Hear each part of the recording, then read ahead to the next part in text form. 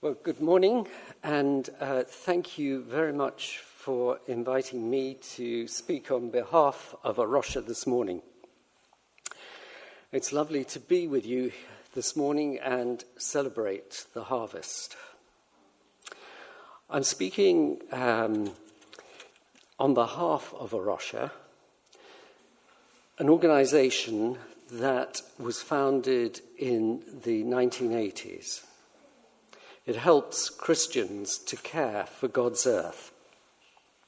A-Rocha means rock, and in Portuguese, where A-Rocha first started, it was started by Peter and Miranda Harris, and the rock, as Peter tells us, is the only sure foundation for the whole of life, the rock who is Jesus. The news is full of the environmental problems that we're facing, especially those related to climate change. The average temperature of the world has gone up by at least 1 degree centigrade since the steam engine was invented in this country. The Met Office that forecasts our weather tells us that recently we've had the warmest and the wettest years since records began. The weather is getting hotter and wetter. Nearly every scientist tells us that climate change is due to us, human beings, and that it will affect us all, including plants and animals. And you'll notice in this slide that the rise in temperature over the last 140 years is closely correlated to the amount of carbon dioxide in the atmosphere, the amount of the carbon dioxide, the carbon emissions that are due to human activity. Some people have already seen extreme weather events. It's been very hot in Canada, in Western America, and in Turkey, Greece, and Italy. And elsewhere in Europe, there have been lots of rain and flooding in Germany, Holland, Belgium, and Switzerland. And this has caused lots of problems for people. However, it's much worse in poor countries in the world because they don't have the money, they don't have hospitals, they don't have trained people to help them. And in Ethiopia, they are not getting very much rain at all. People do not have enough drinking water. It's one of the hottest places in the world, and the animals there find it hard to find water or grass to eat. And so those who rely on them for their livelihoods are really suffering. The impact of climate change is even greater on poorer countries, which have done least to cause the problem. We, in the richer countries, have not really had too many weather-related problems as yet. But we have benefited from lots of cheap power, cars, planes, luxurious lifestyles that have made most of the greenhouse gases in the air that result in climate change. This really isn't fair. So what does the Bible say we should be doing as followers of Jesus? In Matthew 22, we read that Jesus was asked which is the greatest commandment. He replied, "Love the Lord your God with all your heart, with all your soul, and with all your mind. This is the first and greatest commandment, and the second is similar. Love your neighbor as yourself." The whole law of Moses and the teachings of the prophets depend on these two commandments. So all the law and the prophets, the whole Old Testament, depend on these two commandments. So we love God by obeying the command in Genesis to be responsible for every living thing that moves on the face of the earth. God put humans who he made in his image in charge. We're given this responsibility to care for the earth. But as the psalmist says, it still belongs to him. The world and all that is in it belong to the Lord. The earth and all who live on it are his. Loving God, therefore, means we should love and care for creation. The command to cultivate and guard the earth was not an invitation to treat it badly or wastefully. It was given to people who were made to follow God's way of living and caring. The problems in the natural world that we are facing are partly because humans disobeyed God's command to care for his creation.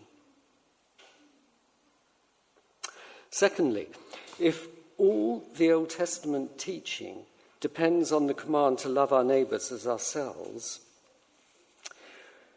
it must include people in other countries who are our world neighbours. We read in the book of Psalms, the Lord watches over people from other countries. We now live in a world where we're very closely connected. If our lifestyle choices, the things we do, hurt those other people, are we loving our neighbour? We, as Christians of all people, should therefore be at the forefront of caring for the environment. How should we respond? Well, first of all, in thankfulness for God's love in creating and sustaining us and the world around us, as we are doing today. Thanking him for giving us all the wonderful food we eat, the pure water we drink, the clean air we breathe. And then really enjoying the glimpses we see of his glory in the beauty of a sunset, the majesty of snow-capped mountains, the drama of the night sky, the music of waves lapping, and birds singing. And then perhaps we need to say sorry for only thinking about ourselves and all the stuff we want without sharing it fairly with others. As we read in 1 Timothy, we need to learn what it means to be content and not always wanting more. We may need to think about parts of our life that we've taken for granted up till now. What we eat, for example, or how we travel to work or school, or where we go on holiday. And we have the privilege of living in a democratic country in which we can vote and talk to our Member of Parliament about what worries us. They need to know that we care about the unfairness of climate change on other people around the world, on our children and grandchildren, so that they can make the right laws to improve the problem. So now a little about A-Rocha. It works to help churches and Christians care for God's earth. It runs Eco-Church, which now has 4,000 churches working to care for the environment, many of them achieving bronze awards and some, like yours, a silver award in all these areas. So congratulations for getting to a silver award. The church that I'm part of is still on a bronze award. We are hoping to get over the line, but we are not there yet.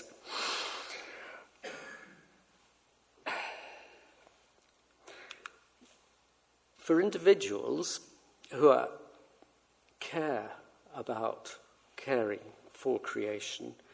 A-Rocha has Wild Christian, and it's a monthly email that provides tips and practical advice on how to care for nature in our daily lives. And if you are interested in this, there is a sign-up sheet which will be at the back of the church, which we can, if you write your name, your email address, we will gladly send you Wild Christian in future. Since it started in 2001, A-Rocha UK, which is part of A-Rocha International, has been practically involved in nature conservation. It's engaged in an urban conservation initiative at a small site in Norwood Green, West London, known as Wolf Fields. Having long been abandoned to fly tipping and antisocial behaviour, Wolf Fields is now being transformed by A-Rocha and the local community into a multi-purpose wildlife area. To start with, as you saw, the site had to be cleared of 54 tons of rubbish, 500 glass bottles, 12 mattresses, furniture, animal remains, and asbestos. And that tells us, doesn't it, something of our society, our care for God's creation, or lack of care. With the rubbish taken away, the restoration work could begin. New paths were laid to improve access across the site and new habitat created to encourage wildlife to come back and people to enjoy observing it. The generosity of our supporters has allowed us to create a wildlife pond, a sensory garden, an allotment space and beehives. We're currently working with the Ealing Association for the Blind to make information panels which will be accessible to visually impaired visitors. We have 2 nature reserves in the country. They're there to demonstrate how we can care for creation and also to make nature available to a generation of people who are disengaged from it, particularly the poor and the vulnerable. And we're trying to spread this knowledge more widely. So we are undertaking practical conservation work with Christian landowners through our Partners in Action network. There are currently 24 sites in progress around the country, such as Lee Abbey in Devon, Ashburnham in Sussex. And working in partnership, we hope to give more people access to green space, to increase biodiversity and educate people about the environment.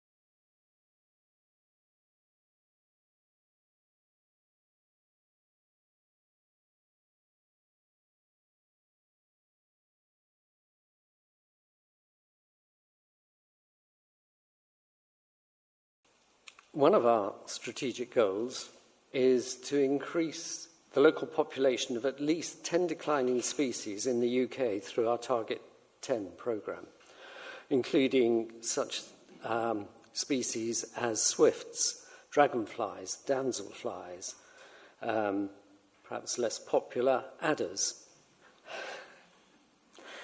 Bluebells, much more popular. But A-Rocha UK is part of A-Rocha International, and A-Rocha International works in 20 countries around the world, engaging communities in nature conservation. The projects range from elephant conservation in India, protecting plant diversity in forests in Ghana, improving livelihoods while conserving a marine protected area in Kenya, to farming God's way, conservation agriculture in Uganda. And since 2012, A-Rocha Uganda has trained over 319 farmers in farming God's way, resulting in both increased yields for the farmer and eco-friendly farming methods which use the recycled waste products from the community. This is a win-win program which results in better food security and a cleaner environment. Mary was one of the farmers who participated in the training. She is a small-scale farmer. She changed her farming methods, and instead of buying fertilizer to enrich the soil, she began using the dung produced by her cows. Before training, cow dung was just rubbish around the compound. Using the conventional methods of farming and purchasing fertilizer, she used to expect about 700 kilograms of maize per acre. Now, using farming God's way methods, she anticipated harvesting 1,500 kilograms per acre, double the yield under the former, more expensive way of farming. Very pleased with this increased yield and cash saving, Mary was planning to increase her acreage of crops grown using farming God's way. So this is a little about the work that